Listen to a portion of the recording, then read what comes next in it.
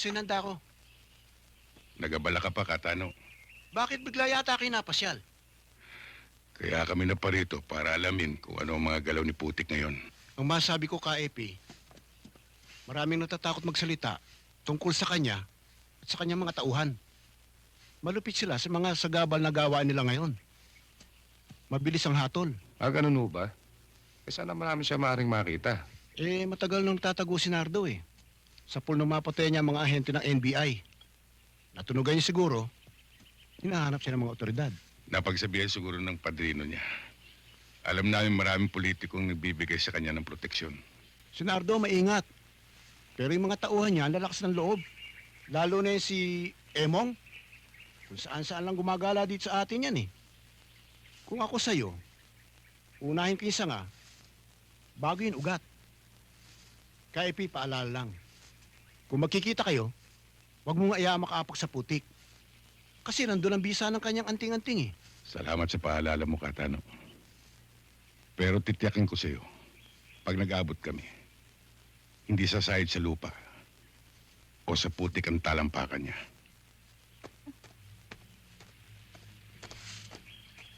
Salamat ulit, Katano. Dito lang ako. Sige. Sige, ho. Sige.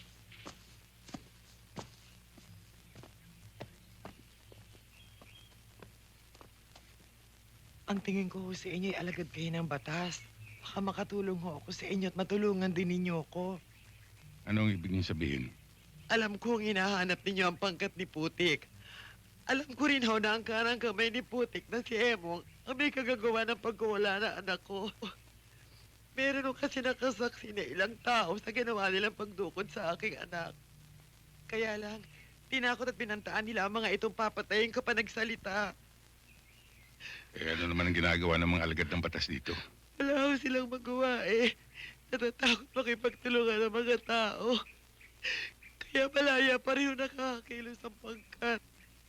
Kung gusto ho ninyo, sasamahan ko kayo doon sa Malagasang.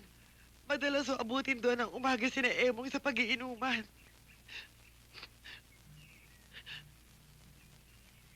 Sige ho, samahan niyo nga kami. Tena ho kayo.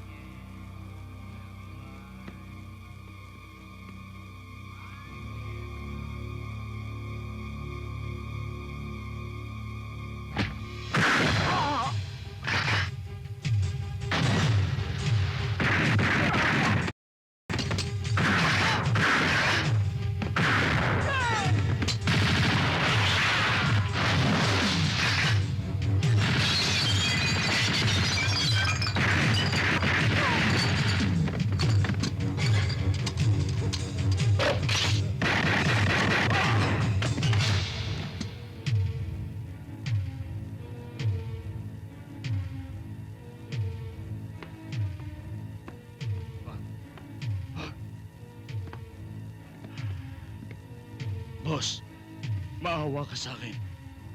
Maawa ka sa pamilya ko. Ngayon may pamilya ka. Hindi ba kumakatay kayo ng NBI?